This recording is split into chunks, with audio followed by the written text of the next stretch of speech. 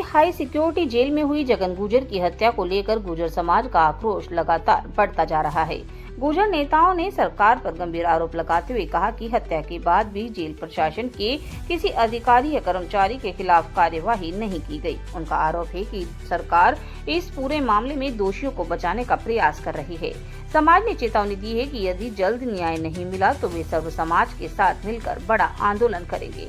गुर्जर नेता प्रहलाद खटाणा ने प्रेस वार्ता में कहा कि जगन गुर्जर की हत्या के बाद प्रशासन के साथ लिखित समझौता हुआ था, लेकिन उसमें केवल एक मांग पूरी हुई है। उन्होंने बताया कि पहली मांग थी कि अंतिम संस्कार में जगन गुर्जर के तीनों भाइयों को शामिल होने दिया जाए, जिसे प्रशासन ने मान लिया। इसके अलावा अन्य मांगों का कोई ठोस अभी तक कार्यवाही नहीं हुई।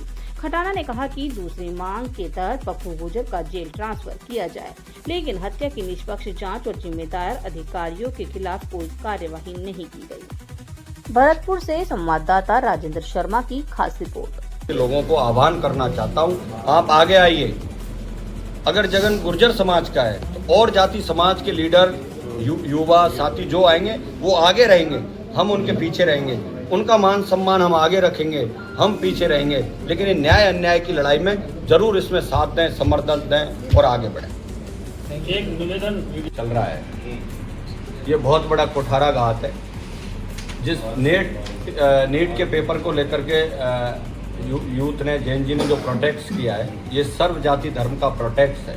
इसका हम समर्थन करते हैं। सरकार ने जो निहत्थे छात्राओं पर और छात्रों पर जो गोलियां चला करके, लठ बरसा करके जो कुकृत्य किया है, इसका रोष इतना है जिसका जवाब आने वाले समय में बोर्ड से भी मिलेगा।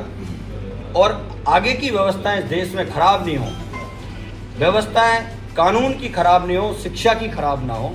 इनके लिए मैं पुनः हम उनका समर्थन भी करते हैं और सरकार से कहना चाहते हैं कि जो छात्रों की मांग है धर्मेंद्र प्रधान का इस्तीफा, कोई बड़ी बात नहीं है। और अगर आप धर्मेंद्र प्रधान का इस्तीफा नहीं लेते हो तो ये साफ है कि चोरों की मंडली को इकट्ठा करके और यूथ की आवाज़ को दबा करके आप देश चलाना चाहते हो, ये कभी संभव नहीं होगा। ये बात मेरे मन की, मैं आवाज़ बन सकता हूँ, लेकिन जब मैं गाँवों में जा रहा हूँ तो लोगों से जब बात कर रहे हैं तो आज हर आदमी ने यह तय कर लिया, जैसे ही फोटो वीडियो चलता है और मोदी जी बोलते हैं तो कहते बंद कर दो, बंद कर दो, बंद कर दो। इतनी नफरत मोदी जी के प्रति जो हुई है, मोदी जी ये नफरत जो जैन जी और यूथ के दिल में जो उतरी है, उनके माँ बाप के मन में जो उतरी है, आप इस नफरत के हिस्सेदार नहीं बने और धर्मेंद्र प्रधान का इस्तीफा लें। Thank you. गुत्थी तो ये सुलझाई रखी हुई है।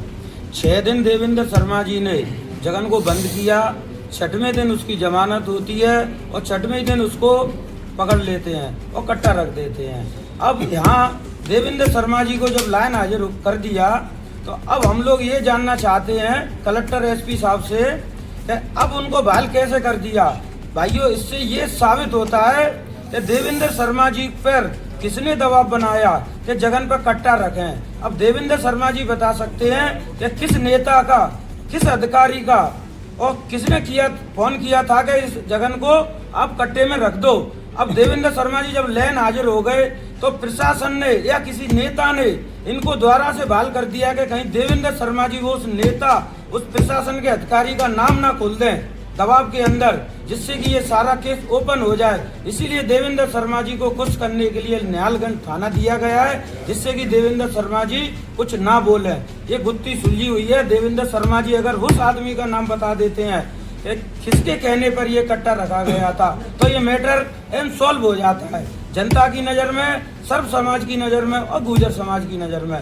लेकिन देवेंद्र शर्मा जी को ये लोग निराश करना नहीं चाहते हैं, इसीलिए उनको ये थाना दिया गया है। और धन्यवाद भाइयों, मैं यही कहना चाहूँगा, हमारे प्रहलाद खटाणा जी इस पूरी व्यवस्था का नेतृत्व कर रहे हैं और ये जो करेंगे वैसा ही होगा धौलपुर जिले के अंदर। धन्यवाद भाई।